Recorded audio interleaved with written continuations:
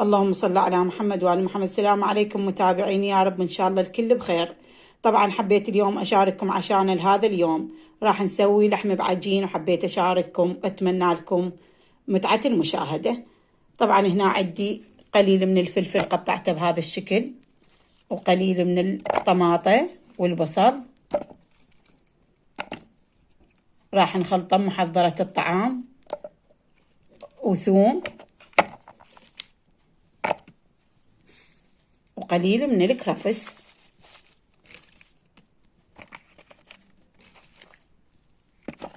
نضربه محضرة الطعام وراجعي لكم. بنات عندنا هنا المواد راويتكم اياها، خلطناها بهذا الشكل.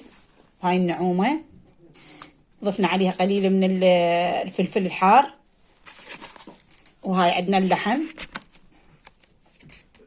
وراح نضيف عليها دبس الرمان،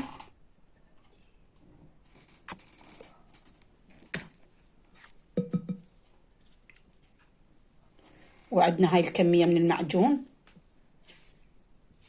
قليل من الملح،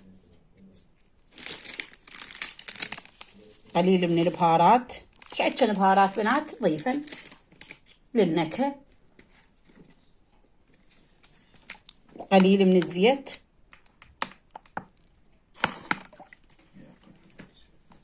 ونخلط المواد.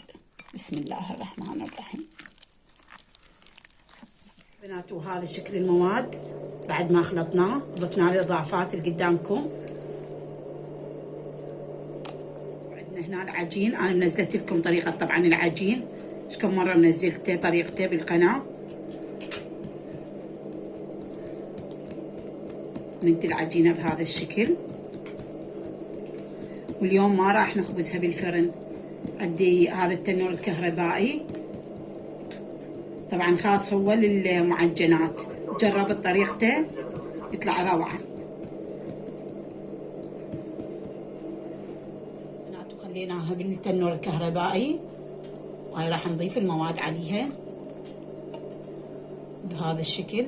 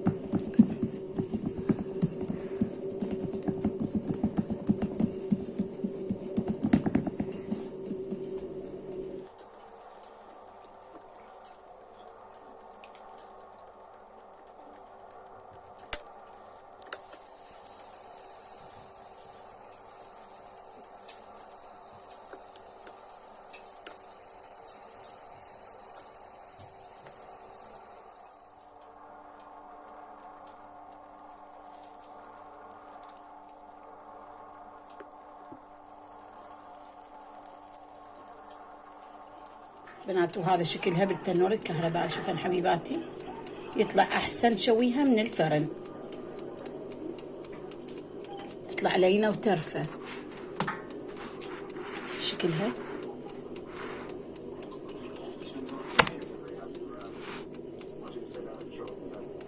اللهم صل على محمد وعلى محمد. بنات وهاي نتيجة التنور الكهربائي، طبعا هو خاص للمعجنات.